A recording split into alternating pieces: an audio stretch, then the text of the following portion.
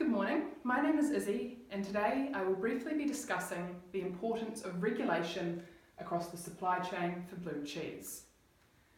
In this report, I will discuss the characteristics of blue cheese, provide you with an overview of the visual supply chain map, explain the importance of regulation, and discuss the two most significant regulatory influences on the supply chain, which are the Animal Products Act 1999 and the Food Act 2014.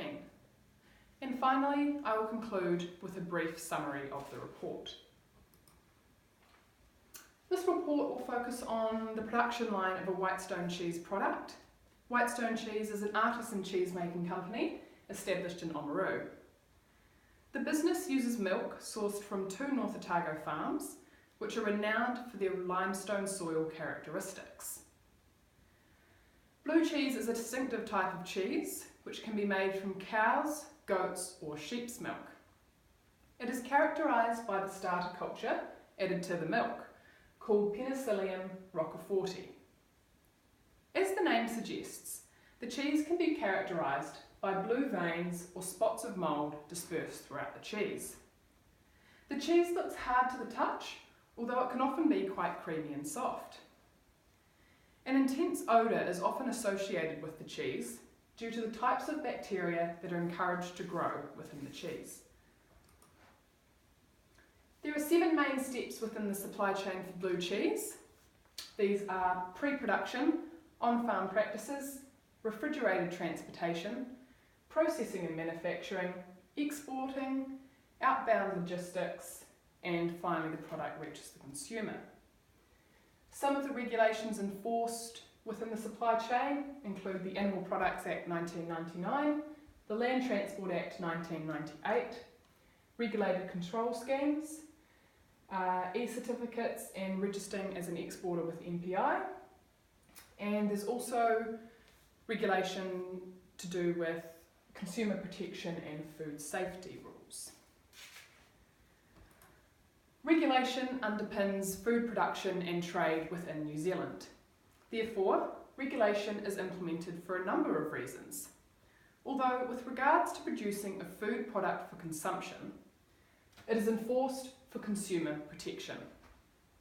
Alongside this, it aims to reduce food safety risks and ensure food products are fit for their intended purpose. Not only does regulation protect consumers, it also protects and strengthens this trust between exporting and importing countries, such as New Zealand and Singapore, as it provides the importer with assurance that the products they are receiving are safe, thus encouraging them to continue exporting with the country like New Zealand. Regulations are also established to prevent incidents such as the Fonterra whey protein concentrate incident, which occurred in 2013.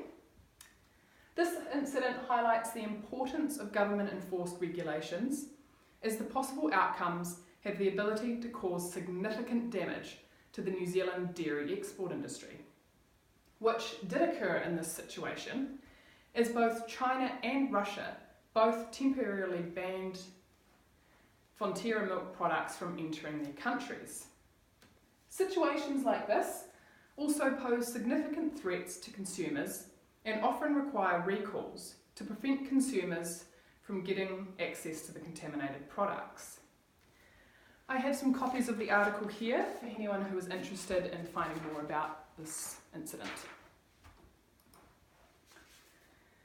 Across the supply chain for blue cheese, the Animal Products Act 1999 requires Whitestone Cheese, Fonterra, Big Chill Distribution, and the dairy farmers to follow the rules outlined in the Act, thus highlighting the significance of this specific regulation across the entire supply chain. The Animal Products Act 1999 aims to improve and recapitulate the laws associated with processing animal material into products for use, trade and export. Risk management programs have been established under the Act to identify, control, manage, eliminate or minimise hazards and other risk factors related to the production and processing of animal material or products in order to ensure that the resulting animal product is fit for its intended purpose.